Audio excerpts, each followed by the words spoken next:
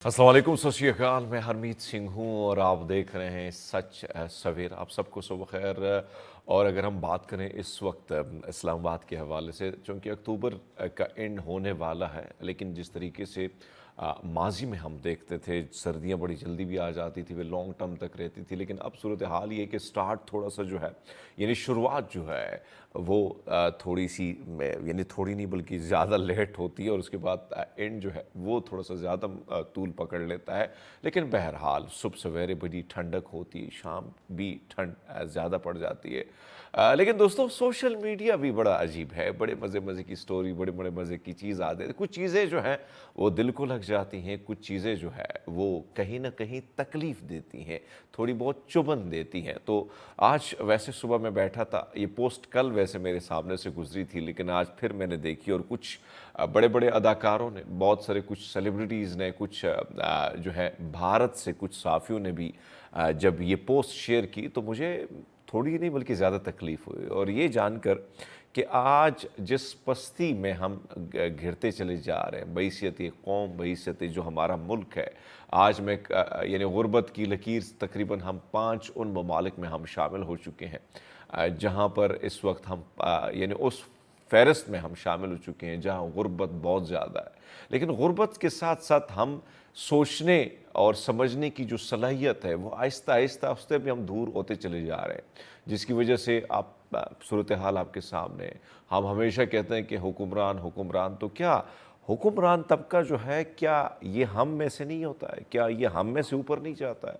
क्या इनको वोट देने का हक़ या सोचने की सलाहियत नहीं, की जो समझने की जो सलाहियत है, क्या वो ऐसा नहीं होता है कि उसकी वजह से, यानी हम जब वोट देते हैं तो 10 दफ़ा सोचते हैं और उसके बाद हम वोट कास्ट करते हैं।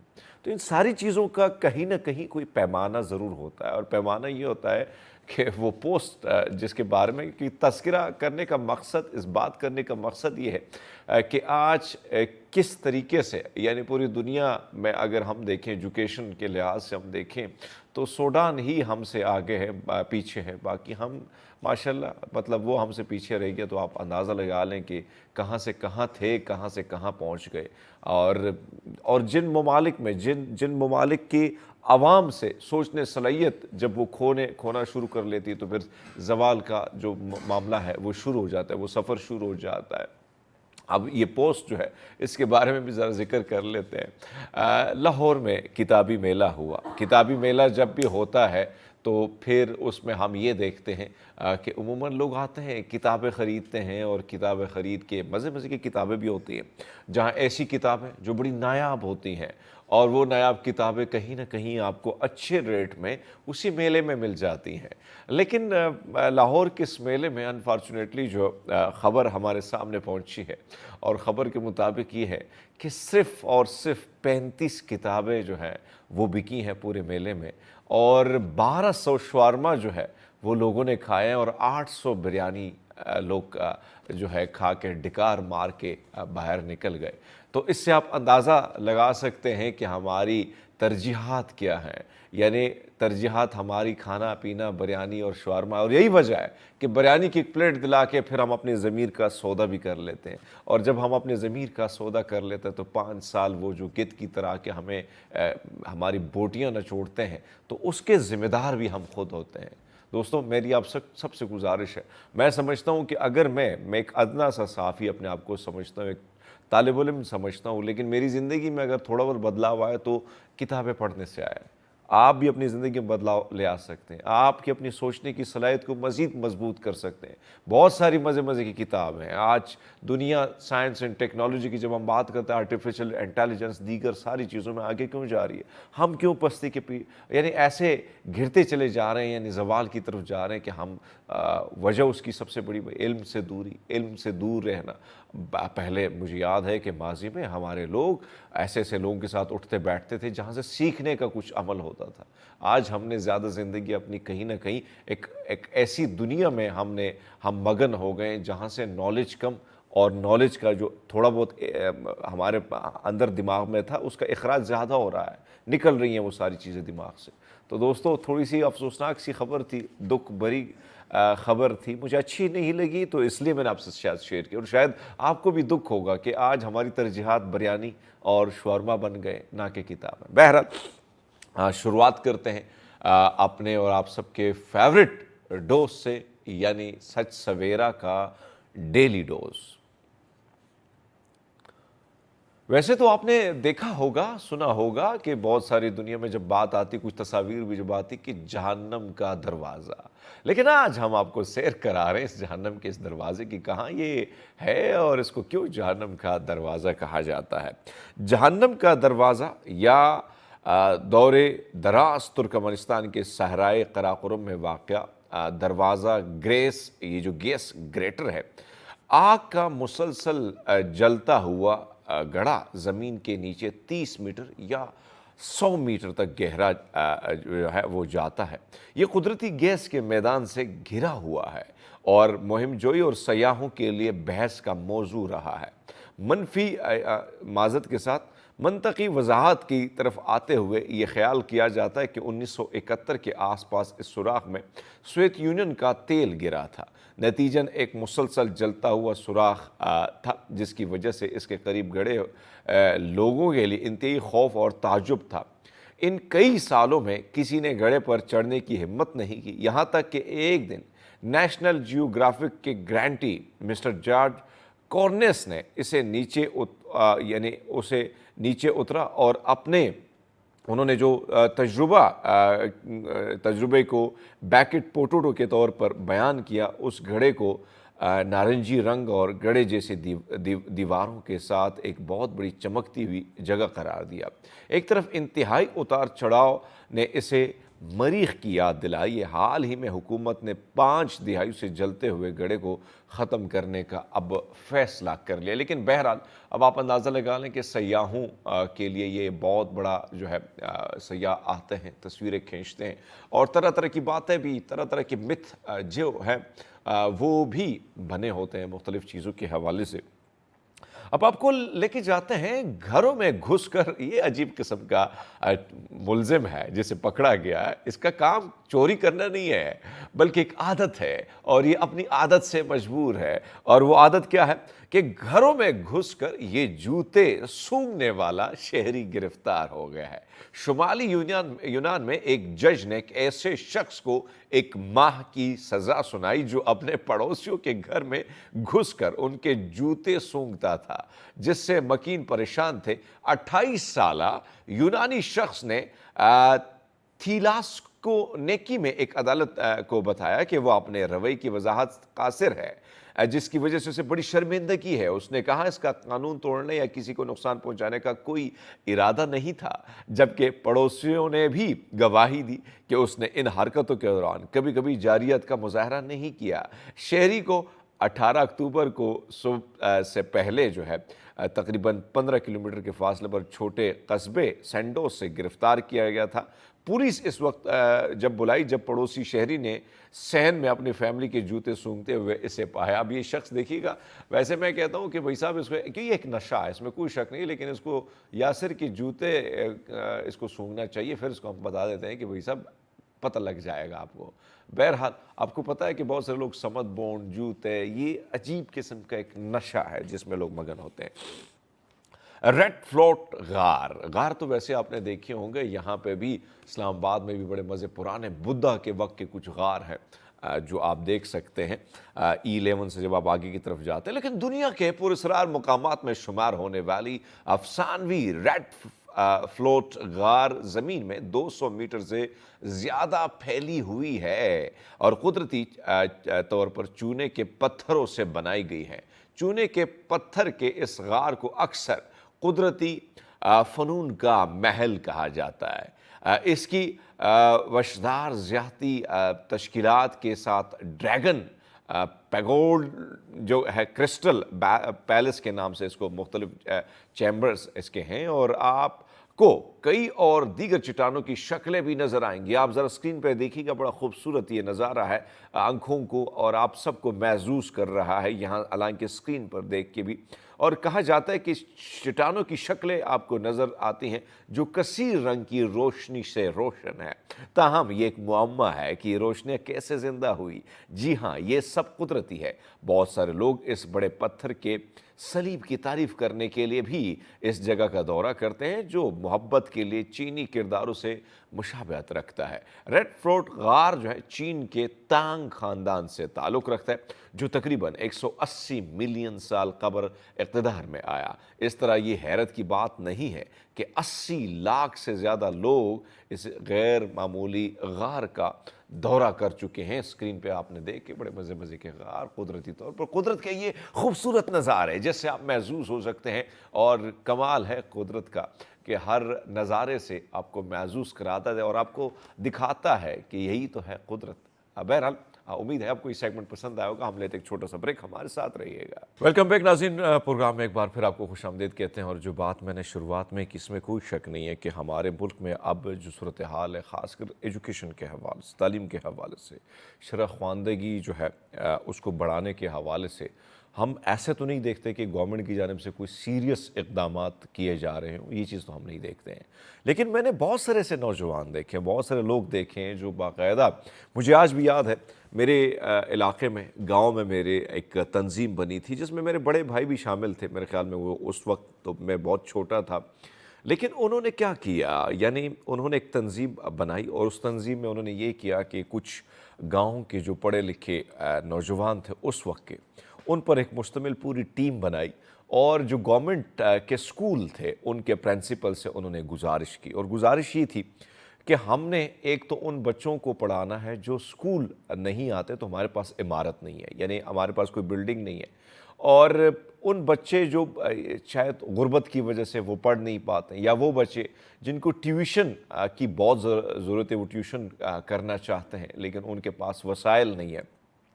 ज़ाहिर बात है ये तंजीम बनने का मकसद यही था कि गांव में उन लोगों को भी पढ़ाई की तरफ राग़िब किया जाए जो कहीं ना कहीं या माली मसाइल का उनको सामना है या पढ़ाई के हवाले से वो ज़्यादा वो इतने आशना नहीं है।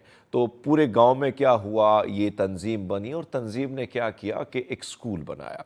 और स्कूल नहीं बनाया बल्कि प्रिंसिपल का भला हो कि उसने पूरी इमारत जो थी कि भाई उन्होंने इस शर्त पर उनको ये इमारत दे दी कि भाई हाँ, सुबह सवेरे जो है नॉर्मल हमारी क्लासेस लगती हैं, शाम का जो वक्त है आप बेशक तकरीबन उस वक्त मुझे याद है तकरीबन 3 बजे या 4 बजे क्लास लगती थी और 4 से 7 बजे तक क्लासेस चलती थी। 3 घंटे के इन क्लासेस में क्या होता था कि वहाँ पर जो बच्चे जो माली वसाइल का शिकार, मसाइल भी थे साथ में, और वो बच्चे जो नहीं थे उनको इल्म के हवाले से उनको उसकी तरफ राग़िब करने में गांव के नौजवानों ने बड़ा किरदार अदा किया। और जिस तरह मैंने जिक्र किया कि मेरे बड़े भाई भी बड़े सोशल एक्टिविस्ट थे तो उन्होंने उसमें भी पार्टिसिपेट किया। और यूँ हुआ कि वो बच्चे और उनके वालिदैन ने जब पूरा बदलाव देखा कि हाँ, तालीम के आने के बाद, तालीम हासिल करने के बाद हमारे बच्चों में क्या बदलाव आया है, तो उसके बाद फिर आहिस्ता आहिस्ता वो जो मुहिम थी वो बड़ी ज़बरदस्त रंग ले आई और बहुत सारे बच्चे जो है वो स्कूल जाना शुरू हो गए। इसी तरह मुझे याद है कि मैं जब क्योंकि मैं ज़्यादातर मैं रिपोर्टिंग भी करता हूँ तो उमूमन यहाँ पे ज़्यादा यहाँ से जैसे आप निकलते हैं, यानी हमारा जो इलाका है ख़ासकर पार्क व्यू सिटी से जब आप निकलते हैं, चट्टा बख्तावर से जब आगे की तरफ आप जाते हैं तो रावल कोई सोसाइटी आती है, अगर मैं दुरुस्त नाम ले रहा हूँ तो बिल्कुल जब आप सरीना की तरफ मुड़ते हैं लेफ़्ट पे अगर आप देखें तो एक सोसाइटी आती है और इसी सोसाइटी में मुझे एक तरफ कुछ नौजवानों ने दावत दी और नौजवानों ने कहा कि सर आप आए ना, आप आए, हमारे बच्चे किस तरीके से हम उनको पढ़ाते हैं। बहरहाल जब मैं वहाँ पे गया तो मैंने देखा कि कुछ नौजवान लड़कियाँ, नौजवान लड़के जो बड़े पढ़े लिखे, जो इस वक्त ख़ुद मुख्तलिफ़ यूनिवर्सिटीज़ से जो है एजुकेशन हासिल कर रहे थे, लेकिन मैंने जब उनसे पूछा कि उन्होंने मुझे बताया था कि हमारा कंटेनर टाइप स्कूल है। मैं हैरान था कि किस तरह कंटेनर का स्कूल होगा। अब जब मैं वहाँ गया तो वहाँ पे मैंने देखा कि बाकायदा जो है एक तो बारिश से बचने के लिए उनके पास कंटेनर था, लेकिन उसके साथ साथ उन्होंने पूरे पार्क, जो पार्क था وہاں انتظامیہ سے انہوں نے گزارش کی تھی اور وہاں پر انہوں نے جو ہے بورڈز لگائے ہوئے تھے. ایک طرف جو ہے ایک کلاس کے بچوں کی کلاس چل رہی تھی، یعنی سیکنڈ تھرڈ اس قسم کی، فرسٹ نرسری. تو ان ساری چیزوں کو میں بڑے قریب سے دیکھ رہا تھا. پھر جب وہ چھوٹے چھوٹے بچے تھے، خاص کر وہ بچے جو ٹریفک لائٹ پہ جا کے بھیک مانگتے ہیں یا محنت مزدوری کرتے آپ کو نظر آتے ہیں، تو ان نوجوانوں سے جب میں نے بات کی کہ یہ آئیڈیا آیا کہاں سے، تو انہوں نے کہا سر کہ ہم بیٹھے تھے کہ ہم کیا کر سکتے ہیں اس ملک کے لیے، اپنے عوام کے لیے کیا کر سکتے ہیں، کیونکہ آنے والا جو دور ہے یہ ذمہ داریاں ہمارے کندھوں سے ہٹ کر ان کندھوں پر جانے والی ہے. اگر ان کندھوں پر جائے گی اور سمجھنے اور سوچنے کی صلاحیت، جس طریقے سے میں نے شروعات میں بات کی کہ وہ اگر چھینی جائے تو پھر کیا ہوگا، یقیناً ہمارے ملک کو نقصان ہوگا. تو ہم نے سوچا کہ ہم ایک ایسا اسکول بناتے ہیں جہاں ہم کوئی فیس نہیں لیں گے. ہم رضاکارانہ طور پر یہ سب جو اس وقت آپ بورڈ دیکھ رہے، چاک دیکھ رہے ہو، مارکر دیکھ رہے ہو، بکس دیکھ رہے ہو، یہ ہم سب اپنے پاکٹ منی سے یہ کلیکٹ کرتے ہیں، ان بچوں کے لیے کتابیں لیتے ہیں اور تب جا کے ان کو پڑھائی. میں نے کہا پھر جو سب سے بڑا مسئلہ ہے ان کے والدین کو قائل کرنا بڑا مشکل ہوگا آپ کے لیے. تو نے کہا بالکل ہمارے لیے بڑا مشکل تھا. ہم جب ان کے مختلف گھروں میں گئے، خاص کر ان بستیوں پہ جو کچی بستی ہیں جہاں پر زیادہ آپ کو بچوں کی بڑی تعداد بھی نظر آئے گی، اور ان کے زیادہ تر جو والد ہوتا ہے، جو بیچاری مائیں ہوتی ہیں وہ تو کام کرتی ہے، لیکن ان کے جو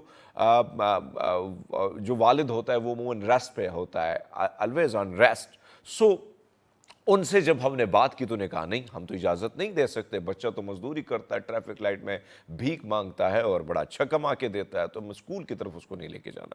کہتا ہے کہ ہم نے ان کو قائل کیا کہ بے شک آپ نے اس سے جو کرانا ہے آپ کرا دیں، لیکن صرف ہمیں 2 گھنٹے کا ٹائم دے دیں، صرف 2 گھنٹے کا ٹائم. بہرحال وہ کہتے ہیں کہ وہ لوگ راضی ہو گئے، اس لیے ہم نے مغرب کا ٹائم رکھا. مغرب اور یہ جو اسٹریٹ لائٹس ہوتی ہیں، یعنی جو پارک کی لائٹ ہے، وہاں پر ہم یہ بچے آتے ہیں. جب یہ محنت مزدوری کر کے، یہ چھوٹے ننھے منھے ہاتھ جب محنت مزدوری کرنے کے بعد آتے ہیں تو ان کو ہم پڑھاتے ہیں. تو میں نے کہا بدلاؤ کیا آیا ہے؟ کہتا ہے سر کہ ان کی سوچ میں کافی بدلاؤ آیا ہے، ان کی سوچنے صلاحیت جو ہے، سمجھنے کی جو صلاحیت ہے اس میں کافی چینجز آئے. میں نے کہا کامیابی کہاں ملی؟ کہتے ہیں کامیابی سر یہ ملی کہ ہمارے جو بچے ہیں جب یہ گھر جاتے تو ان کے والدین سے ہماری ایک میٹنگ ہوئی، جو خود کچی بستیوں میں رہنے والے بچے ہیں. ان کے والدین سے جب ہم ملاقات کرتے ہیں تو وہ کہتے ہیں کہ بچوں کے عادات میں بڑا فرق آیا ہے، سوچنے میں بڑا فرق آیا ہے، سوال پہ سوال کرتے ہیں. تو یہ جو فرق آیا ہے سر، اور بڑی بات یہ کہ اب ان کے وہ والدین جو ان بچوں کو نہیں لانا چاہ رہے تھے ہماری طرف، اور بڑی سختی سے انہوں نے منع کیا کہ نہیں، ہمارے بچے نہیں جائیں گے، ہمارے بچے محنت مزدوری کرتے ہیں، ہم کیسے ان کو آپ کی طرف لے کے دے سکتے ہیں. خیر بہرحال پھر کچھ نوجوانوں سے اس نے میری ملاقات کرائی. انہوں نے کہا سر یہ بچہ اب اس نے فلاں جگہ اتنی اچھی پوزیشن لی ہے، اس نے یہ پوزیشن لی ہے، اور یہ بچہ جو ہے یہ پورا دن وہ جو مختلف چیزیں اکٹھی کرنا، بوٹلز وغیرہ اکٹھی کرنا، جہاں جا کے بیچ دینا، یہ وہی کام کرتا ہے. اس کے بعد اس بچے کا اس کا لگاؤ اتنا بک کے ساتھ ہو گیا، اتنا یہ کتابی بچہ کیڑا بن گیا ہے کہ اب جیسے یہ کام ختم کرتا ہے، پیسے اپنے والد کو پکڑا کے سیدھا یہاں پہ پہنچ جاتا ہے.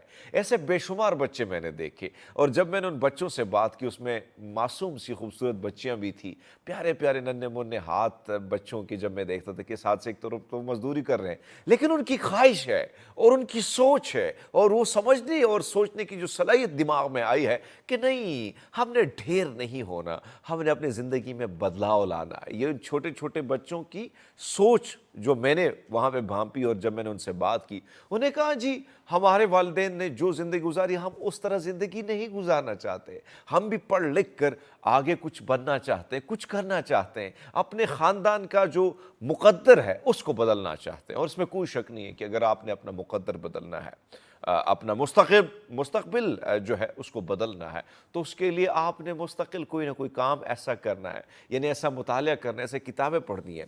بلکہ مجھے ایک اور واقعہ اپنے گاؤں کا یاد آ گیا.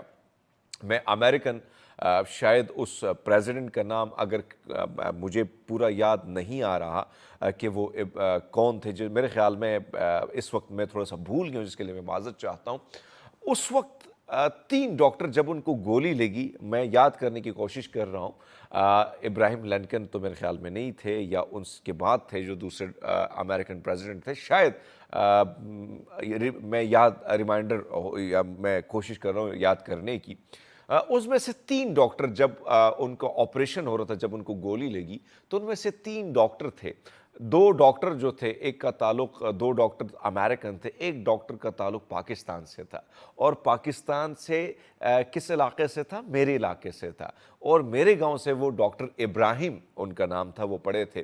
اور ان کے بارے میں جب میں نے گھر والوں سے پوچھا تو وہ کہتے تھے کہ اتنے برے حالات میں یہ بچہ پڑھا، اتنا زیادہ پڑھا کہ آج جا کے وہ امریکہ کے ٹاپ ڈاکٹر میں ان کا شمار ہوتا ہے. بہرحال بات وہی ہے کہ کتابیں اور علم آپ کی زندگی میں کیا بدلاؤ لے آتا ہے. ہم لیتے ایک چھوٹا سا بریک، ہمارے ساتھ رہیے گا. ویلکم بیک ناظرین، پروگرام میں ایک بار پھر آپ کو خوش آمدید کہتے ہیں. اور جس طرح ہم بات کر رہے تھے کہ پاکستان میں ایک طرف تو جو ریشو ہے پڑھائی لکھائی کے حوالے سے پوری دنیا میں ہم بڑے پیچھے کی طرف جا رہے ہیں، لیکن بہرحال کچھ ایسے نوجوان بھی ہیں جو چاہتے ہیں کہ ملک میں تعلیم کی جو شرح ہے وہ بڑھے.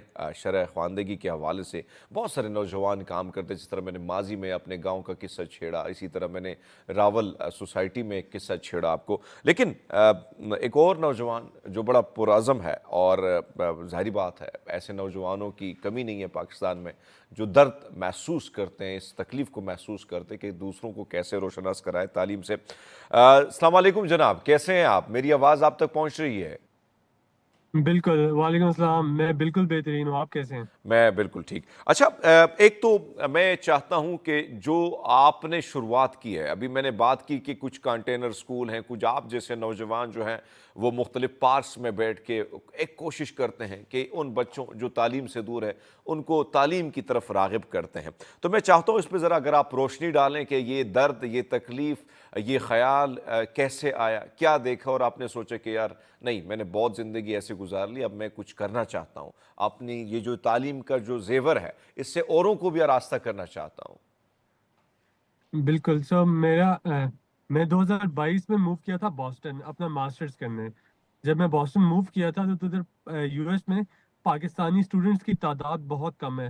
ہر سال تقریباً 5 لاکھ انٹرنیشنل اسٹوڈنٹ تعلیم حاصل کرنے امریکہ جاتے ہیں، جس میں سے صرف 3,000 پاکستانی ہیں.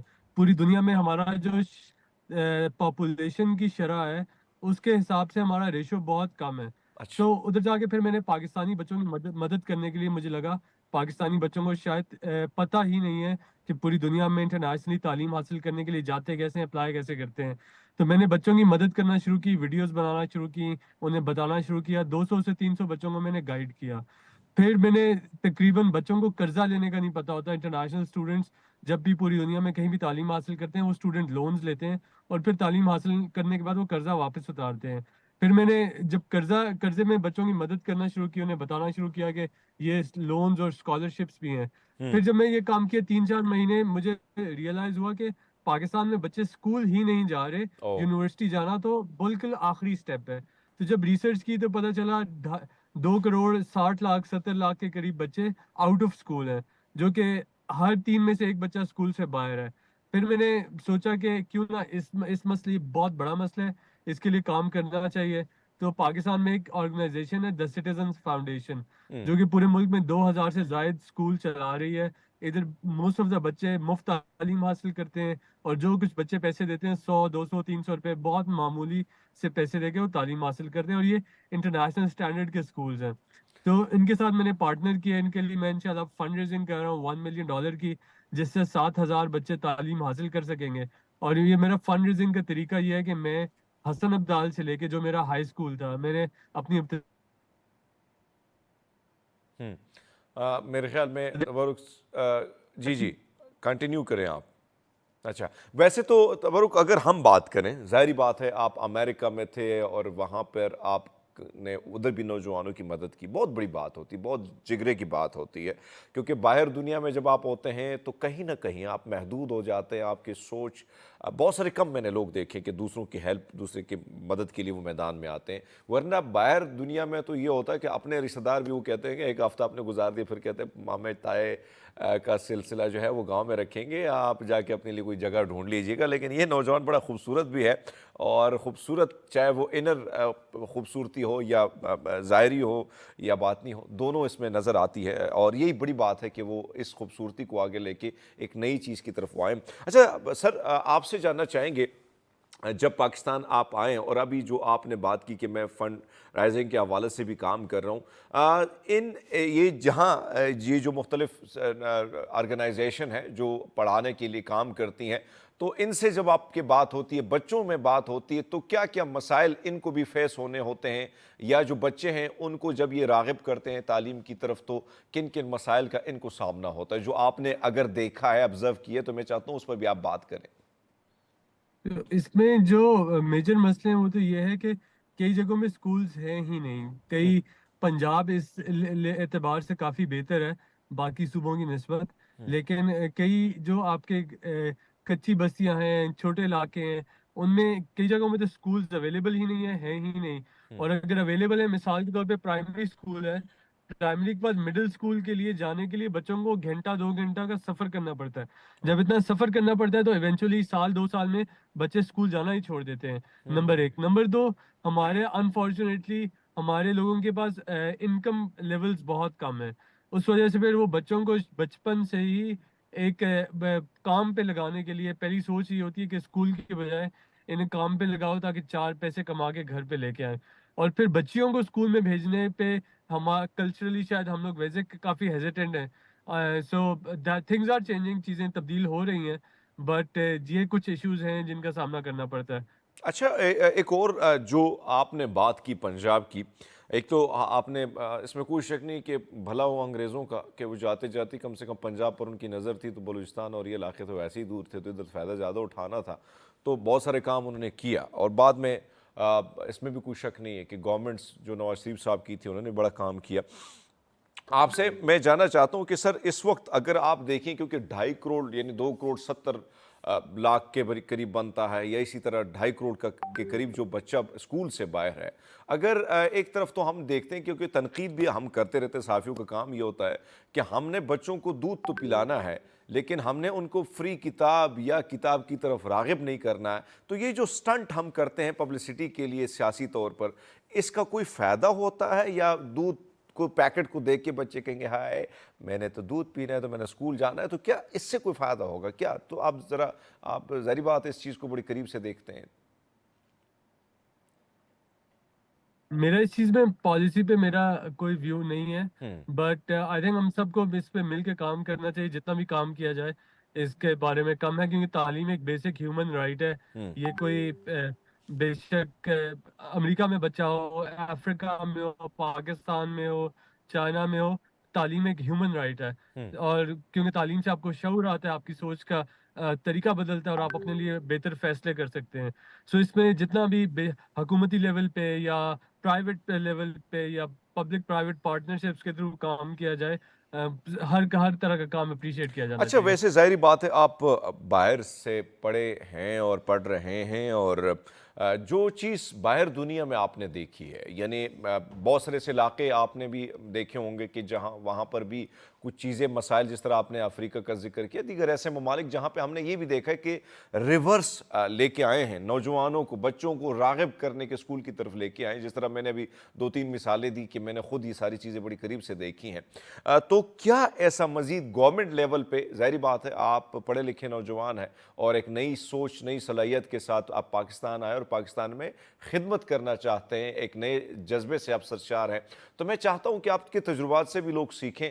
کیا ایسا کرنا چاہیے جس وقت سب سے بڑی غربت بہت بڑا مسئلہ ہے ہمارے ملک میں، تو ان بچوں کو کیسے قائل کیا، ان کے والدین کو کیسے قائل کیا جا سکتا ہے، کیا پروگرام شروع کیا جا سکتا ہے جس کے ذریعے بچے جو ہیں وہ اسکول کی طرف آئے؟ آئی تھنک پہلی تو چیز یہ کہ اسکولس میں آپ کو ٹیچرس کو انسینٹیوائز کرنا ہے کہ ٹیچنگ اسٹاف اچھا ہو.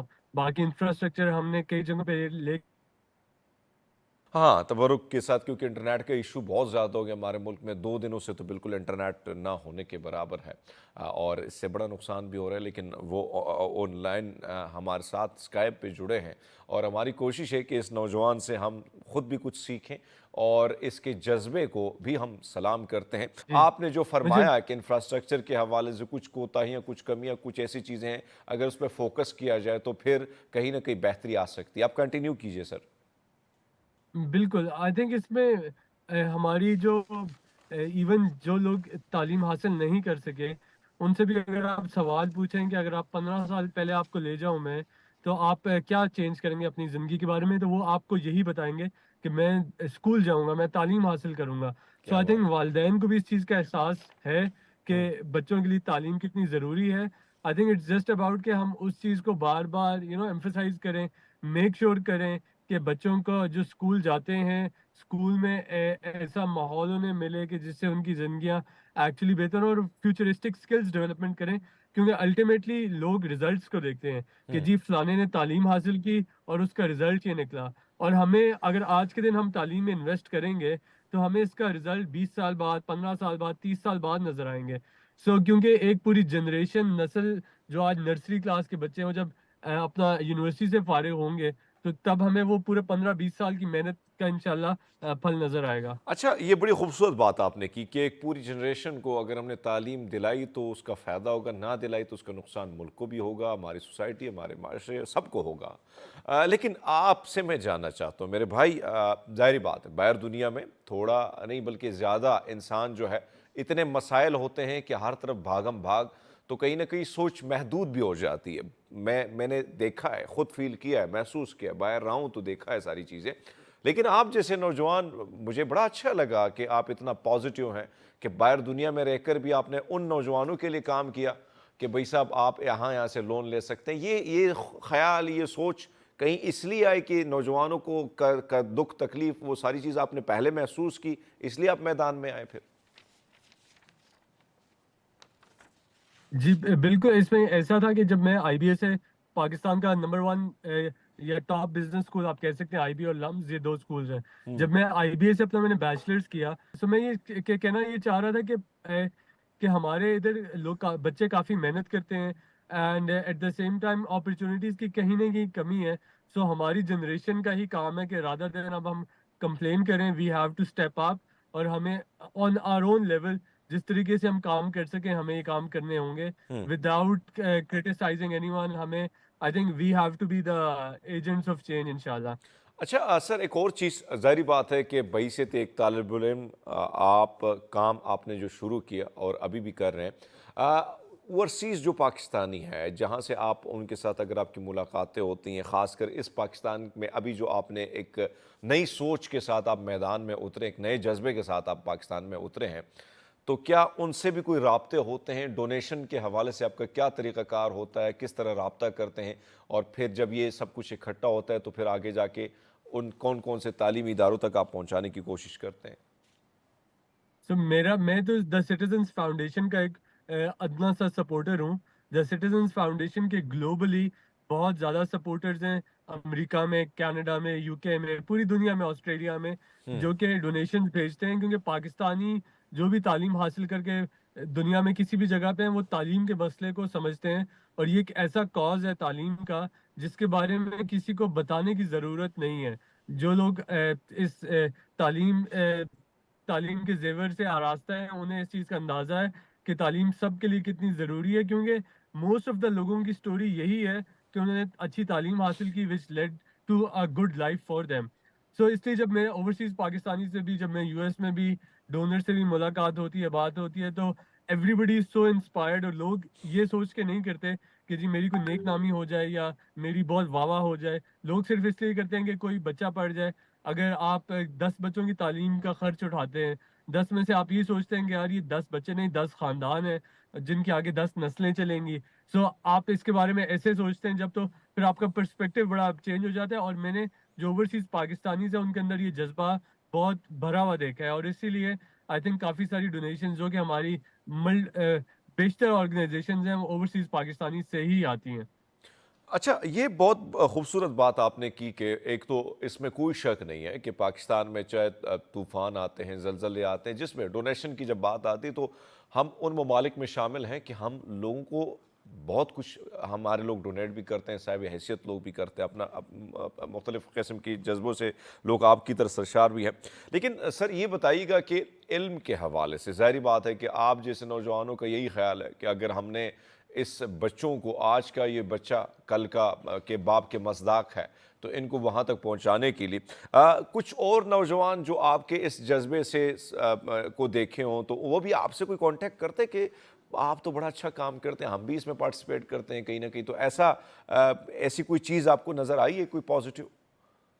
بالکل جو دا سٹیزنز فاؤنڈیشن ہے جن کو میں سپورٹ کرتا ہوں، ان کا ہے ایک الومنا ڈیولپمنٹ پروگرام، جی جس میں بہت سارے بچے والنٹیئر کرتے ہیں۔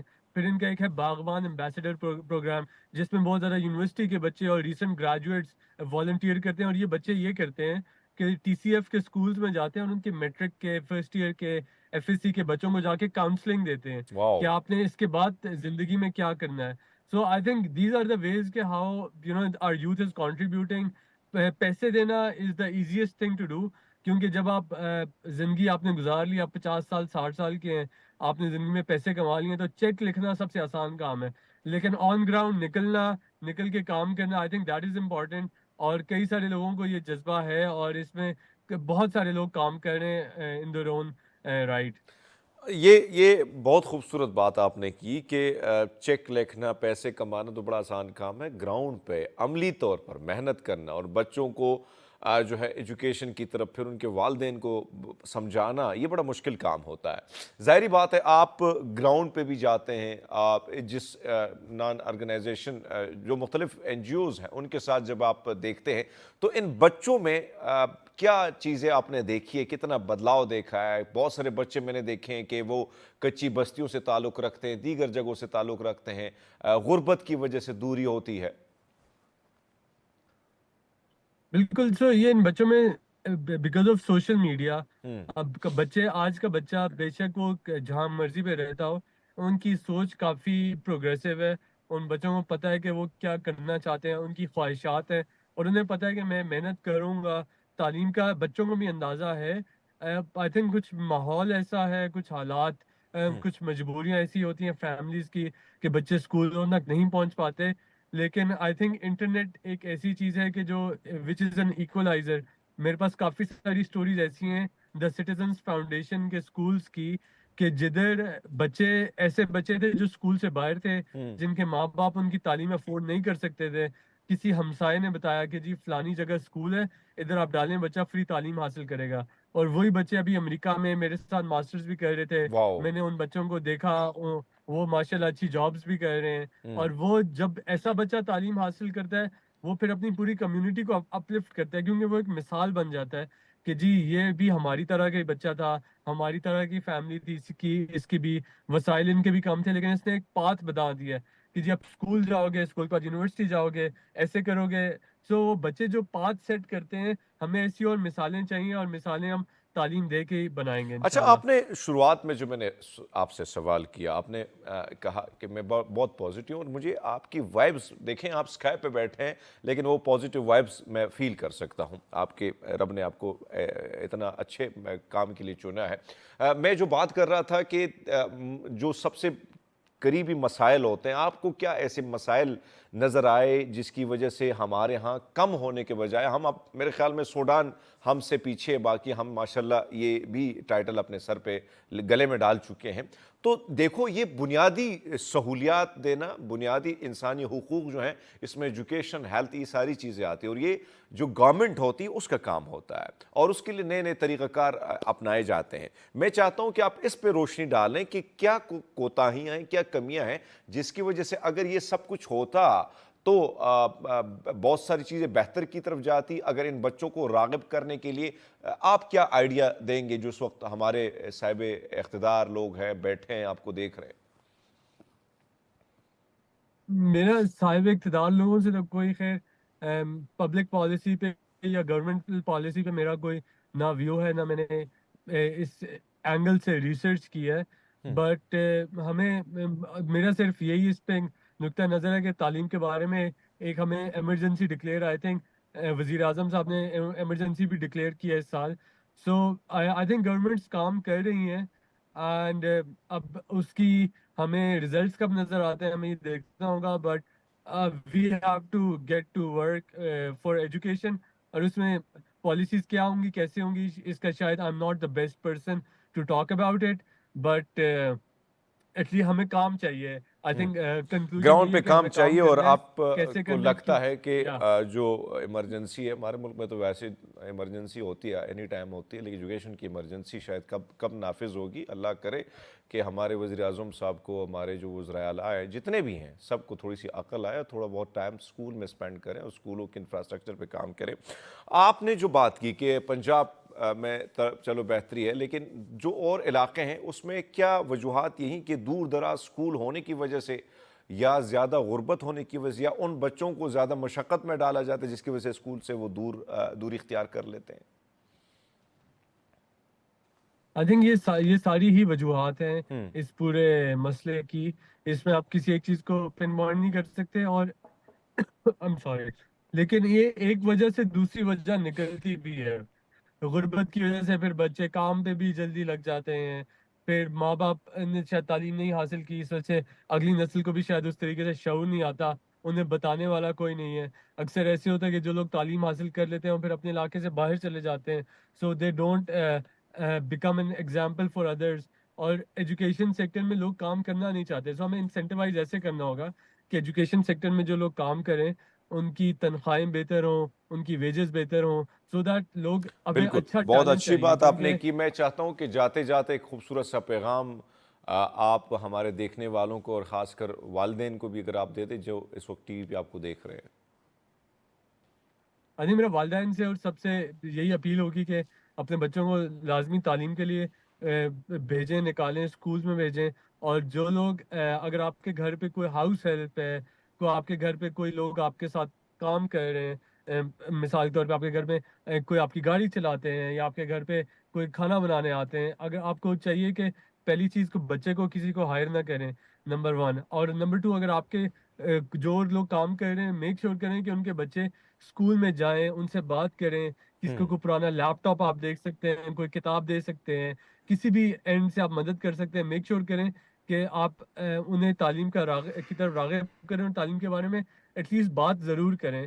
اور اس میں کوئی وہ نہیں ہے, کوئی پڑھ کے کسی سے آگے نہیں ہو جاتا. آئی تھنک ہمیں ایز اے معاشرہ خود ہی ہم سب کو پڑھنا ہے اور سب تعلیم کی وجہ سے بہت پورا شکریہ, معاشرہ آگے بہت ہی بڑھے گا. خوبصورت پیغام اور بہت ہی خوبصورت کام آپ کر رہے ہیں. یعنی ہمیں آپ پہ فخر ہے, اور انشاءاللہ مجھے یقین ہے کہ آپ کی محنت رائے گاہ نہیں جائے گی. اور جو سوچ اور جس پازیٹیو سوچ کے ساتھ آپ میدان میں اترے ہیں, ہمیں امید ہے آپ کو دیکھ کر دیگر نوجوان بھی اس میدان میں اتریں گے, اور وہ گورنمنٹ کی طرف نہیں بلکہ اپنے بلبوتے پر نوجوانوں کو, بچوں کو جو ہے آگے طرف ایجوکیٹ کریں گے. ہم ناظرین لیتے ہیں ایک چھوٹا سا بریک, ایک نئے ٹاپک کے ساتھ دوبارہ حاضر ہوں گے, لیکن آپ نے کہیں نہیں جانا ہے. سو بریک کے بعد دوبارہ حاضر ہوتے ہیں. ویلکم بیک ناظرین, پروگرام میں ایک بار پھر آپ کو خوش آمدید کہتے ہیں. اور بھائی صاحب وہ کیا کہتے ہیں, ہمیشہ انسان جو ہے بے چین رہتا ہے. کوئی ہے اگر اس کی صورت تھوڑی سی ہے تو کہتا ہے نہیں بھائی میں ایسے ہونا چاہیے ہوں, اگر کوئی ایسا ہے تو کہتا ہے نہیں میں ایسا دکھنا چاہیے ہوں. لیکن سب سے بڑا مسئلہ ایک اور ہے, بہت سارے نوجوان آپ نے دیکھے ہوں گے, بہت سارے لوگ ایسے دیکھے ہوں گے کہ جو زیادہ موٹے ہوتے ہیں وہ کہتے ہیں بھائی صاحب ہم سلم اور سمارٹ نظر آنا ہم چاہیے. اسی طرح جو پتلے ہوتے ہیں وہ کہتے ہیں بھائی صاحب ہمیں موٹا ہونا ہے, موٹا موٹا دکھنا ہے, گلو گلو سے دکھنا ہے. تو ایسی صورتحال میں بہت سارے لوگ مختلف قسم کی جو ہے چیزیں اپناتے ہیں, مختلف قسم کی ٹریٹمنٹ اپنانے کی کوشش کرتے ہیں. اس کے پھر کیا نقصانات ہوتے ہیں, کیا آگے چل کے کیا ہوتا ہے, اسی پر بات کرنے کے لیے کہ بھائی صاحب یہ موٹاپا جو ہے وہ صحت ہے یا یہ بیماری ہے. ڈاکٹر سجاد صاحب ایز یوزول گڈ مارننگ, کیسے ہیں آپ؟ ویری گڈ مارننگ, بہت ماشاء اللہ بڑے پیارے لگ رہے ہیں تھینک یو ویری مچ سر. آپ. سر آپ بھی حسین لگ رہے ہیں حسین ماشاء اللہ حسین و ماشاء جمیل. اللہ. سر یہ بتائیے گا سر کہ اب سب سے ہمارے دیہاتوں میں, ہمارے علاقوں میں, پنجاب میں یہ ہوتا ہے کہ بھائی صاحب اگر ٹڈ نکلا ہو نا تو منڈا کھان پین والا ہے, اگر سلم سمارٹ ہے تو پتر کچھ نہیں کھان دا. तो सर ये बताइए कि मोटापा वाकई ये सेहत की बेहतरीन सेहत की अलामत है? नहीं हरमीत भाई, ये बाय चॉइस नहीं है, बल्कि ये डिजीज़ में आता है। अच्छा। एक बीमारी का नाम मोटापा है, और जिस बंदे को होता है उसी की प्रॉब्लम्स आप उसी से पूछेंगे ना, उसने लोगों से भी मिलना जुलना कम किया होता है। ख़ास तौर पे अगर हम फीमेल्स की बात करें तो वो बहुत ज़्यादा जो है ना इस डिप्रेशन में, स्ट्रेस में, टेंशन में रहती हैं कि हमारा मोटापा हो गया। बेसिकली ये है कि हम एक्सरसाइज करने के आदी नहीं है और खाना पीना इनटेक करके वहीं बैठे रहते हैं, घंटों लेटे रहते हैं, गप्पे शप्पे मारते रहे, तो कैलोरीज तो आपके अंदर जमा होती गई, जमा हो रही है। जब जमा होती गई तो आपकी सब कुटेनियस फैट जो है वो निकलते निकलते फिर बहुत ज़्यादा टाइम लग जाता है, क्योंकि पेट के अंदर चलेगी, थाइज में चलेगी, और आपके मुख्तलिफ आर्गन्स को जो है उसने डिस्टर्ब कर दिया। फिर हार्मोनल डिस्टर्बेंस जो है लेडीज़ में, जेंट्स में, दोनों में बहुत ज़्यादा प्रॉब्लम आता है। अच्छा। थायराइड फंक्शन अगर कराया जाए, हाइपोथायराइडिज्म जिन लोगों को प्रॉब्लम है उनको भी मोटापा आ जाता है। अच्छा, वो उनको भी आ जाता है। उनमें भी लेकिन डॉक्टर साहब एक और चीज़, ज़्यादातर आपने देखे होंगे कुछ बच्चे जो हैं, कुछ लोग पैदाइशी ऐसे गोलू मोलू से होते हैं, तो ये क्या भी कोई जेनेटिक प्रॉब्लम होती है? क्या प्रॉब्लम होती है? कहते हैं कि बच्चा बड़ा हेल्दी है, अगर बेबी होता है तो उसका कितना वजन वैसे होना चाहिए? जी बिल्कुल। इसमें यह है कि अगर माँ मोटापे में मुब्तला है और वो प्रेगनेंसी हो गई है तो फिर बच्चा भी मोटा होगा। अब वो बाज़ दफ़ा बहुत, जैसे अभी आप कह रहे थे गुगलू मुगलू से बच्चे पैदा होते हैं, उन बच्चों को बाय बर्थ शुगर होती है, जो बहुत ज़्यादा मोटे होते हैं। बाज़ दफ़ा टाइप 1 उन्हें डायबिटीज़ हो जाती है। और जी बिल्कुल, और प्रेगनेंसी में माँ को भी शुगर हो जाती है, जो कि बाद में ठीक भी हो जाती है। अच्छा। ये एक अलहदा टाइप है, टाइप 1 टाइप 2 तो आमतौर पे हम डिस्कस करते रहते हैं। तो प्रेगनेंसी में अलहदा एक जो है वो डायबिटीज़ जो है लेडीज़ में आ जाती है, जो कि डिलीवरी के बाद थोड़े टाइम बाद वो ख़त्म हो जाती है। तो अगर बहुत ज़्यादा मोटा आपका बच्चा डिलीवर हुआ है तो उसको ज़रूर काइंडली उसकी जो है अर्लियर ही चेकअप होना चाहिए कि कहीं डायबिटीज़ का मसला तो नहीं है। तो उसमें ये है कि अगर माँ मोटापे की तरफ माइल है बिफोर प्रेगनेंसी तो फिर उसका बच्चा भी मोटा होगा। अच्छा, वो भी मोटा होगा। लेकिन डॉक्टर साहब एक तरफ तो ये मोटापा, दूसरी इस पे भी बात करेंगे कि क्या वजूहात हैं, कंट्रोल कैसे किया जा सकता है, आपके पास किचन में क्या मौजूद है, वहाँ पे भी जाएंगे, रसोई से हम हट के नहीं जाएंगे। लेकिन सर बहुत सारे लोग ऐसे स्लिम स्मार्ट होते हैं, यानी स्लिम, कुछ ज़्यादा स्लिम होते हैं, ऐसा लगता है कि आपने जैसे वो खेत कल्याण में ना वो जो पुतले खड़े किए थे, कभी बेचारे वैसे भी होते हैं उसमें। तो अब क्या किया जाए? वो कहते हैं कि भाई साहब हमने मोटे आदमी को देखता है, मैं भी इस तरह होता, थोड़ा हट्टा कट्टा नज़र आता, शर्ट भी अच्छी लगती, कमीज शलवार भी अच्छी लगती, तो वो फिर तरह तरह की कुछ टैबलेट इस्तेमाल करते हैं जो खा के वो थोड़े से सूज जाते हैं फुटबॉल की तरह, फिर हवा निकलती है तो फिर चुस। तो ये वाला सीन जो है, क्या ये तरीक़ाकार दुरुस्त है, या ये जो हड्डियों का पुतला है, तो ये क्या खा सकता है क्या कि थोड़ा बहुत ये हेल्दी हो जाए, थोड़ा रिलैक्स हो जाए? अगर हड्डियों का पुतला एक्टिव है बहुत ज़्यादा और दिन भर के काम करके नहीं थकता तो दैट्स गुड। सुन लीजिएगा भाई साहब। और ऐसे बच्चे जो कि जिम ज्वाइन करते हैं और वहाँ पे जाके मुख्तलिफ किस्म के सप्लीमेंट खाना शुरू करते हैं जिसमें स्टीरॉइड होता है, जो कि गुपला बना देते हैं आपको 3 से 6 महीने बाद, फिर उसका कोई ट्रीटमेंट नहीं है। ऐसे लोगों को मैं जानता हूँ जिन्होंने वहाँ से सप्लीमेंट लेके खाए और ऐसी डाइट उनके लोगों ने बता दी कि 12 अंडे खाने हैं। एक 18-20 साल के बच्चे ने 12 अंडे उबले, ठीक है जी, कुछ ही अरसे में साल के अंदर अंदर किडनी फेलियर की तरफ चले गए, मोटा तो हो गया वो। अब वो अंडे जो है वो एग्जर्शन आप कहाँ कर रहे हैं, कोई पता नहीं है। तो इतनी ज़्यादा डाइट जो है वो बच्चों को, मैं ये समझता हूँ कि जिम में कोई डॉक्टर नहीं होता। मुझे समझ आ गई कि उस बंदे ने ये वाले सप्लीमेंट मंगाया, मैंने भी मंगा लिए, या मैंने खुद चीज़ें ऐड कर दी। ज़्यादातर सप्लीमेंट में स्टीरॉइड होता है। स्टीरॉइड से ये है कि आपको भूख बहुत ज़्यादा लगती है, आपका वज़न गेन होना शुरू हो जाता है। भूख लगती है, वज़न गेन होता है, और केमिकल खा के क्या तबाही होती है। मज़ीद भी बात करनी है, जाना आपने कहीं नहीं है, हमारे साथ रहना है। एक ब्रेक लेते हैं। वेलकम बैक नाज़रीन, प्रोग्राम में एक बार फिर आपको खुशामदीद कहते हैं, और बातों का सिलसिला चल रहा है मोटापे और दुबले पतलों के हवाले से। भाई साहब, डॉक्टर साहब जो हम बात कर रहे थे कि ये जो, यानी जो आपने जो बात की कि भाई साहब अगर हड्डियों का ढांचा है, लेकिन हाँ, ने थोड़ा सा वेट अपना गेन करना है तो आप खजूर और केले का मिल्क शेक जो है वो आप पीना शुरू कर दें, मगर हो नीम गर्म दूध, ठंडे दूध में नहीं पीना, ठीक है जी। उसमें आप बादाम साथ, एक केला, 1 चम्मच शहद اور اس میں کھجور جو ہے وہ 7 دانے ڈالیں.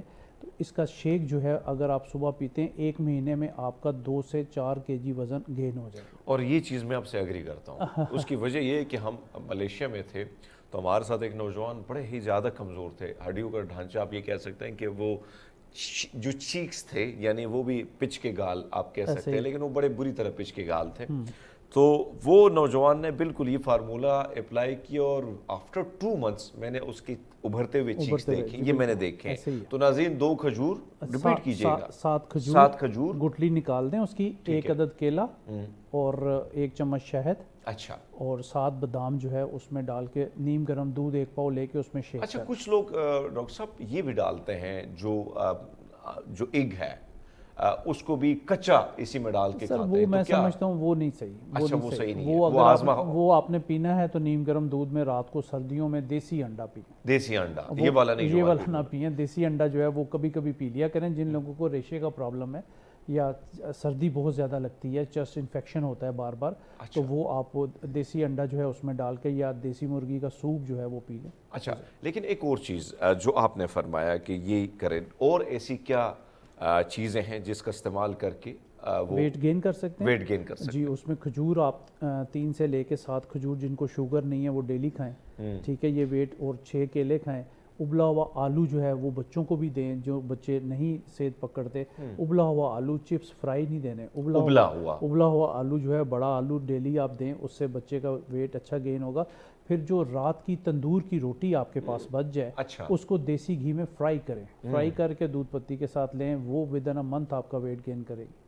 بالکل سمپل, بہت زبردست. اچھا ڈاکٹر صاحب ایک چیز جو آپ فرما رہے ہیں, ایک طرف تو ہم دیکھتے ہیں کہ جو پتلے ہیں آپ نے آئیڈیا بڑا دے دیا کہ بھائی صاحب آسان طریقہ ہے, لیکن میں نے جو شروعات میں بات کی, ایک تو آپ نے جم کی طرف آپ چلے گئے, وہاں پہ جو پروٹینز وغیرہ استعمال ہوتی ہیں, لیکن آپ کو یاد ہوگا کہ موٹا کرنے کی کچھ ٹیبلٹس بھی میں نے دیکھی ہیں, اور اس کے جو ہے بلکہ میں نے کئی ایسے لوگوں کو دیکھا کہ وہ ایسے ہیلدی نظر آتے تھے کہ بھائی صاحب یہ واقعی ہیلدی ہو گیا ہے, جسے غبارہ بندہ پھلا لیتا ہے. جی لیکن جیسے وہ ٹیبلٹس چھوڑتے تھے تو اس کے بعد وہ پھر جو عام بندہ چوس لیتا ہے تو اسی طرح منہ ہو جاتا اس کا.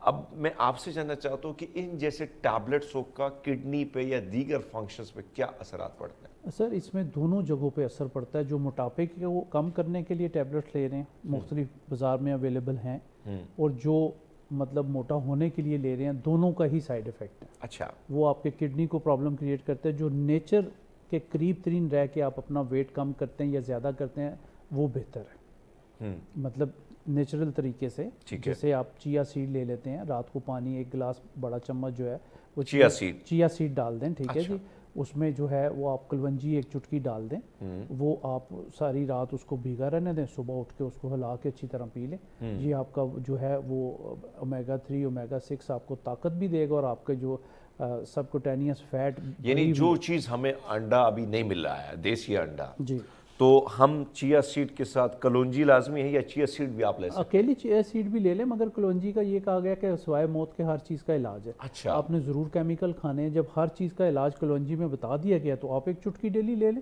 جب آپ کھانا بنا رہے ہیں تو اس میں بھی ڈال دیں, سب کے منہ میں چلا جائے گا, سب کے منہ میں چلا جائے گا. اچھا, یہ مزے کا, یعنی آپ بیماری سے بچ سکتے ہیں. جی بالکل. ڈاکٹر صاحب ایک اور چیز, اب ظاہری بات ہے پتلے کا سلوشن تو آپ نے دے دی کہ آپ کے پاس یہ آپشن ہے. جو موٹا ہے کیا کرے؟ موٹاپے کے لیے دیکھیں, ایک تو اپنی نا بی ایم آئی آپ کو پتہ ہونا چاہیے کہ آپ کا کتنا 18.5 سے لے کے 24 تک جو ہے وہ ٹھیک گنا جاتا ہے. اگر اس سے کم ہے تو پھر آپ جو ہے نا انڈر ویٹ ہے. اگر 24.5 سے 32 تک ہے تو پھر آپ ٹھیک ہیں. اگر اس سے ایکسٹرا چلا جاتا ہے تو پھر آپ اوبیز کی طرف چلے گئے. ہمیں تو پتہ بھی نہیں نہ چلتا کہ ابھی ہم اوبیز ہیں یا پتلے ہیں یا کیا کرنا ہے. تو اس کو آپ چیک اپ کراتے رہیں, اور اگر آپ بہت زیادہ موٹاپے کی طرف چلے گئے ہیں تو ڈاکٹر سے آپ کنسلٹیشن کریں گے کہ آپ کو کیا مسئلے ہیں, کیونکہ موٹاپے سے آپ کو دل کے امراض, شوگر, اور فالج کا خطرہ جو ہے وہ زیادہ ہو جاتا ہے. سر اس میں یہ ہے کہ دماغ کی نالیاں جو ہے نا سکڑنا شروع ہو جاتی ہیں، تو خدا نہ خواستہ heart attack, sudden heart attack ہو جاتا ہے، کارڈیک اریسٹ میں پیشنٹ چلا جاتا ہے. اور ینگسٹرز کو بھی میں دیکھ رہا ہوں کہ ان کو بھی ہارٹ اٹیک ہو جاتا ہے. سر ایک اور سوال آ رہا ہے، لیکن پروڈیوسر صاحب نے کان میں کہہ دیا کہ بریک لیں. تو بھائی صاحب بریک لیتے ہیں، حاضر ہوتے ہیں آپ کی خدمت میں دوبارہ، کہیں جائیے گا مت. ویلکم بیک پروگرام میں ایک بار پھر آپ کو خوش آمدید کہتے ہیں. اور ڈاکٹر صاحب جو سوال تھا ہمارا کہ ایک تو جہاں پہ آپ کھڑے تھے، لیکن میرے دماغ میں ایک من میں ایک اور سوال بھی آ رہا ہے. سوال یہ ہے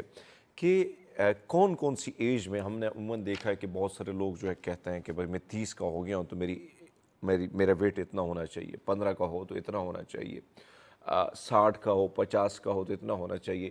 خاص کر لڑکیاں بھی آج کل، اچھی بات ہے، مجھے یہ چیز اچھی لگی کہ ہمارے نوجوانوں میں اور لڑکے دونوں میں ایک چیز تھوڑی سی آ گئی کہ بھائی صاحب اس طرح رہنا ہے. کون سی ایج میں کون سا ویٹ زیادہ میٹر کرتا ہے کہ یہ ٹھیک ہو تو ہے ٹھیک؟ تو نا ہماری بچیوں کو کرش ڈائٹنگ کی طرف نہیں جانا چاہیے 15 سے 25 سال کی ایج میں. اچھا 15 سے 25 سال کی ایج میں کرش ڈائٹنگ کی طرف جاتی ہیں، جس سے کہ ہڈیوں کا بھربھرا پن، اوسٹوپروسس ان کا جلدی شروع ہو جاتا ہے. اچھا وہ پھر فیوچر میں جو ہے جب وہ بچے پیدا کرتی ہیں تو ان کا پرابلم کریٹ ہو جاتے ہیں. تو کوشش کریں کہ خوراک کھائیں، اپنا ڈائٹ پلان بنائیں کہ دن میں کتنی کیلریز آپ نے کھانی ہے، کتنی برن کرنی ہے. تو کرش ڈائٹنگ جو بچیاں جو ہے نا صبح کچھ نہیں کھاتی ہیں، دوپہر کو بھی ہم نے کچھ نہیں کھایا، رات کو اچھا خاصا کھا کے سو گئی، تو ان کو موٹاپا زیادہ آتا ہے. اچھا جو کرش ڈائٹنگ کرتے ہیں ان کو موٹاپا جو ہے وہ زیادہ آتا ہے. اور 50 اور 60 کے درمیان جو ہے آئیڈیل ویٹ. اچھا اگر 50 اور 60 کے درمیان. ہاں مطلب یہ کہ اس میں یہ ایج 15 تو 15 سے 25 کے درمیان جو ہے اس میں یہ ہے لڑکے دونوں کے لیے آئیڈیل ہے. مطلب یہ کہ اگر آپ اس میں مینٹین رکھتے ہیں تو آپ کے لیے بہت بیسٹ ہے. 32 سے 34 تک آپ کی ویسٹ ہونی چاہیے. اچھا تو وہ بیسٹ ہے. مطلب ہاں اگر اپنی آپ مینٹین کر سکتے ہیں 30. اب کئی لوگوں نے پینٹ پہنی ہوتی ہے، وہ سمجھ نہیں آ رہی ہوتی کہ 2 بیلٹیں پہنی ہوئی اس کو داڑھا بن کے پہنا. تو وہ اس طرح ہے کہ اپنے آپ کو آپ خود بھی آبزرو کر سکتے ہیں کہ ہم کس حالت میں اچھے لگتے ہیں، کس مطلب ویٹ میں ہم بہتر لگ رہے ہیں. تو بعض لوگوں کی ٹینڈنسی ہوتی ہے کہ وہ تھوڑا سا زیادہ کھانا شروع کر دیں، ایک دم ویٹ گین کر جاتے ہیں. اور بعض دوست آپ کے بھی ہوں گے، ہمارے بھی ہیں، اتنا کھاتے ہیں سلم سمارٹ ہوتے ہیں. تو وہ مطلب اس طرح کے بھی لوگ ہیں، دونوں قسم کے لوگ دنیا میں پائے جاتے ہیں. ہلکا کھاتے موٹے ہو جاتے، جو زیادہ کھاتے نہیں ہوتے. جو بالکل. اب خاص طور پہ اگر ہم شادی شدہ لیڈیز کی بات کریں تو اگر سیزیرین بچے ان کے پیدا ہوئے ہیں آپریشن کے ساتھ، تو وہ پھر اپنے آپ کو بالکل ہی ایزی لے لیتی ہیں. اس کے بعد وہ سمجھتی ہیں شاید ہم نے ٹھیک نہیں ہونا. یہ نہیں ہوتا. آپ 1.5 مہینے کے بعد کوشش کریں جہاں سے آپ کا کٹ لگ کے بیبی نکالا گیا ہے وہاں پہ آپ نے صبح اٹھ کے ململ کا کپڑا باندھ لیں، نہیں تو بیلٹ بازار سے اویلیبل مل جاتی ہے، کیونکہ آپ کے مسلز کٹ گئے نا پیٹ، تو پیٹ لٹک جائے گا. جب آپ اس کو چھوڑ دیں گے تو اس کو صبح اٹھا کے آپ نے باندھ کے رکھنا ہے. آپ دیکھیں 1 سے 1.5 مہینے میں وہ مسلز واپس چلے جائیں گے. بالکل. اگر آپ نہیں کریں گے تو آپ کا پیٹ لٹکتا نیچے تک چلا جائے گا. ٹھیک ہے. تو اس میں یہ ہے کہ یہ آپ نہ سوچیں کہ بچہ سیزیرین ہو گیا تو اب میرے لیے مشکل ہے، میں اپنی فٹنس نہیں رکھ سکتی. فٹنس آپ ہر صورت میں رکھ سکتے ہیں. اور جو لیڈیز آ کے کہتی ہیں ڈاکٹر صاحب میں تو بہت ایکسرسائز کرتی ہوں، میں کس ٹائم ڈاکٹر صاحب ادھر میں نے برتن شروع کیے ہوتے، ادھر کپڑے دھو رہی ہوتی، ادھر جھاڑو مارا. میں کہ یہ ٹینشن ہے، اس سے ویٹ بڑھنا ہے آپ کا. یہ نہیں، آپ نے آدھا گھنٹہ اپنے لیے نکالنا جس میں آپ نے شوز پہننے. اچھا. آپ نے واک کرنی ہے. اگر گھر میں سیڑھی ہیں تو 10 دفعہ اوپر نیچے آئے اور ایزی وے ہو. یہ نہ ہو کہ کھانا روٹی اوپر ڈالی ہوئی ادھر بھاگ رہے، یہ تو سٹریس آ گیا نا. تو اپنا دن کا ٹائم ایسا رکھیں کہ آپ نے واک کرنا ہے. اچھا واک کرنا ہے. واک ایکسرسائز تھوڑی بہت. یعنی 25 تک آپ نے ویٹ یہ بتا دیا. ہم آگے جاتے ہیں 25 to 45. جی بالکل. کیا ہونا چاہیے؟ تو اس میں یہ ہے کہ تقریباً دیکھیں 70 سے ابو میں سمجھتا ہوں تھوڑا سا پرابلم کریٹ کر دیتے ہیں. 70 سے ابو اپنا ویٹ جو ہے نا وہ اگر آپ مینٹین کر لیتے ہیں اس ایج میں 45 تک تو یہ بہت آئیڈیل ویٹ ہے. اچھا. بہت ہی زبردست ہے. 60 اور 70 کے درمیان جو ہے نا یہ اچھا ہے.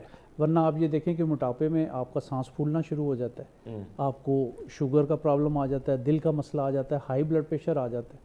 پھر آپ سے چلنا محال ہو جاتا ہے, سیڑھیاں چڑھنا اترنا مشکل ہو جاتا ہے. بعض لوگوں کو میں نے دیکھا ہے کہ وہ روزانہ کی بیس پہ جو ہے وہ گوشت کھانا پسند کرتے ہیں. وہ اگریسو پھر بہت ہوتے ہیں لوگ جو گوشت ڈیلی کھاتے ہیں. اچھا اگریسو ہوتے ہیں بہت خاص طور پہ مٹن یا بیف جو لوگ کھاتے ہیں, چکن نہیں, شیور چکن سے اگریسو نہیں ہوتے. اچھا وہ ڈیلے ہو جاتے ہیں. وہ ڈیلے وہ ایسے ہوتے ہیں مشینی والے ہو جاتے ہیں. اچھا تو مٹن اور بیف کھانے سے اگریسو ہوتے ہیں, غصہ ان کا بہت تیز ہو جاتا ہے, بلڈ پریشر ہائی ہو جاتا ہے.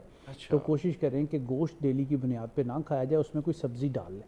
جب آپ نوالا لیں گے کم از کم ایک بوٹی ہر نوالے میں تو نہیں اندر جائے, آلو کہیں نہ کہیں کوئی نہ گھومتا کوئی نظر آئے. آلو, ٹینڈا, کدو کچھ بھی ڈال لیں. کچھ بھی ڈال تو مطلب سیزنل سبزیاں, فروٹ جو ہے وہ آپ کو کھانی چاہیے. تو اس میں جب آپ مکس سبزی کے ساتھ گوشت کھاتے ہیں تو وہ اتنا ہارمفل نہیں ہوتا. اب لوگوں کو اتنا ہائی بلڈ پریشر ہے, پتہ لگتا ہے جی وہ ہر روز گوشت کھا رہے ہیں, ہر روز گوشت کھا مطلب 4-5. اور بہت سارے لوگ تو گوشت کے بغیر ان کا گزارا ہی نہیں ہوتا. گزارا ہی نہیں ہے جی. کیا پکا جی, آلو تو گوشت کھایا جی, گوشت کھایا. میں نے آپ کو منع کیا تھا کہ آپ نے گوشت نہیں کھانا, تو پھر آپ کا بی پی تو نہیں ٹھیک ہوگا. اور ڈاکٹر صاحب 2 دن دی زندگی ہے, کھان پین واسطے کچھ ہونا چاہیے تھا. پاجی لیکن ایک چیز, کچھ لوگ ایکسرسائز نہیں کر سکتے. ایک تو بار بار جو تصویر اسکرین پہ آ رہی ہے, جو بیچارہ لیٹا ہوا ہے, اتنا بڑا پیٹ, مجبوری ہے. تو ڈاکٹر صاحب یہ جو لوگ ہیں ایکسرسائز کہتے نہیں کر سکتے ہیں, تھکاوٹ ہو جاتی ہے, کھانا تو بالکل نہیں چھوڑ سکتے ہیں. اب ہم دیکھتے ہیں کہ مختلف سرجریز بھی میدان میں آ چکی ہیں, اور اس سے بھی لوگ اپنا پیٹ, اپنی ایکسٹرا بھی کو نکال لیتے ہیں. اس کو آپ کیسے دیکھتے ہیں؟ کیا طریقہ نقصان دہ ہے, کیا کامیاب ہے, بہتر ہے, یا اس کا لانگ ٹرم تک کوئی نقصان ہو سکتا ہے؟ جی بالکل. اس میں یہ ہے کہ اللہ تعالیٰ نے جو نیچرل طریقے سے آپ کو بنایا ہے, آپ کا اسٹومک جو ہے وہ کتنا بنایا ہے وہ آپ کو پتہ ہے کہ آپ نے اس کے اندر کتنی خوراک ڈالنی ہے. ٹھیک ہے, ہم بعض دفعہ ایکسٹرا ڈال دیتے ہیں اور سانس کا جہاں سے لینا ہوتا ہے وہ بھی بند کر دیتے ہیں. ٹھیک ہے, اور پھر آج اس طرح کی سرجریاں جو ہے وہ کافی زیادہ آ گئی ہیں. مگر کوشش کریں کہ کمپیٹنٹ سرجن سے آپ ملیں, اور 2 سے 3 سرجن سے ہمیشہ رائے لیا کریں, ایک کے پاس نہ جایا کریں. ایک کے بعد ہاں, ایک کے پاس نہ جائیں. آج کل ٹمی ٹک بھی بہت ہو رہا ہے کہ آپ کا میدا چھوٹا کر دیا جاتا ہے. تو کچھ لوگوں کو میں جانتا ہوں جنہوں نے ٹمی ٹک کرایا, وہ اگلے حالت سے بھی برے ہو گئے. اچھا, سائیڈ ایفیکٹ تو ہیں سرجریز کے. آپ ایک نام ہی اتنا خطرناک ہے. پہلے کسی کی سرجری ہوتی تھی پورا خاندان ملنے چلا جاتا تھا, یار یہ پتہ نہیں بچنا ہے کہ نہیں بچنا. پڑوسی بھی آتے تھے کہ بندہ جا رہا ہے. اب تو صبح جاتے ہیں, شام کو کرا کے گھر پہنچے ہوتے ہیں, خود ہی کرا رہے ہوتے ہیں سرجریاں. تو یہ اس طرح کی لائپوسیکشن بھی آ گیا اس میں, مطلب آپ کی فیٹ بھی نکال دی جاتی ہے سوراخ کر کے, اس میں ٹمی ٹک بھی کیا جا رہا ہے. مختلف قسم کی سرجریز آئی ہیں, مگر آپ یہ دیکھیں کہ وہ ڈاکٹر کی آؤٹ پٹ کیسی ہے, وہ کیسا, مطلب اس کا ٹریٹمنٹ کا کیسا ہے, لوگوں سے تھوڑی اویئرنیس لیں. یعنی ڈاکٹر مختلف دیکھنا چاہیے کہ کون سی کیٹیگری کا ہے. ڈاکٹر صاحب بہت شکریہ, لیکن میں چاہتا ہوں کہ جاتے جاتے کھانے پینے والوں کو پیغام دے دیں. جی بالکل ناظرین, کھائیں ضرور, مگر کوشش کریں کہ اس کو برن کرنا بھی سیکھیں, کیونکہ جتنا آپ کیلریز, اگر ایک عام آدمی کو 2 سے 3 ہزار کیلریز دن میں چاہیے, تو کوشش کریں کہ آپ اس کو برن کرنا بھی سیکھیں, انٹیک نہ کرتے جائیں. پھر سب کوٹینیس فیٹ جتنی اندر بنے گی وہ پھر نکلنا مشکل ہوتی ہے. بہت اللہ ڈاکٹر صاحب, بہت شکریہ, اور بڑا خوبصورت پیغام آپ نے دیا کہ کوشش کریں اتنا کھائیں کہ آپ ہضم بھی کر پائیں آپ کا میدا. ایسا نہ ہو کہ پھر آپ پورے محلے میں آپ کے ڈکار لوگ سنیں. کوشش کریں, واک کریں جتنا بھی ہو سکے, جتنے بھی آپ اپنے آپ کو واک کا ٹائم دیں. کھانے, یہ جو ذائقے ہم نے مختلف قسم کے بنائے ہیں اور اس کو کہیں نہ کہیں اپنی عادت میں ڈال دیا ہے, تو اس کو جب آپ کم کریں کچھ نہیں ہوتا ہے بھائی صاحب. آپ خوبصورت رہتے ہیں, آپ سلم اسمارٹ رہتے ہیں, آپ پر ہر قسم کی شرٹ, ہر قسم کا لباس بڑے خوبصورت لگتا ہے, جچتا ہے آپ پہ. سو ہمیں امید ہے آپ کو یہ پروگرام پسند آیا ہوگا. آپ کے کمنٹس کا ہمیں انتظار ہوتا ہے, اور ہم آپ سے لیتے ہیں اجازت. کل دوبارہ آپ کی خدمت میں حاضر ہوں گے نئے مہمانوں کے ساتھ. اب تک کے لیے مجھے دیجیے گا اجازت. اللہ حافظ.